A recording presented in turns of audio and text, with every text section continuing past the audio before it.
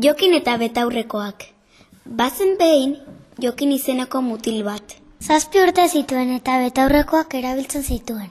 Betaurrekorik gabe gaizki ikusten zuelako.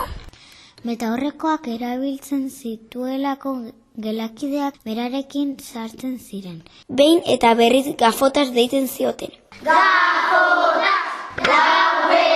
Jokinek amets egiten zuen ez zuela betaurrekorik. Eta bere burua horren ondo ikusten zuen.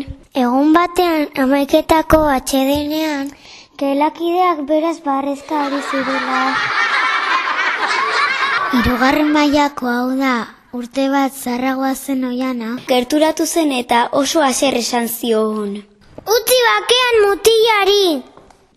Dena gara desberdin eta horregatik da oihartzun hain polit.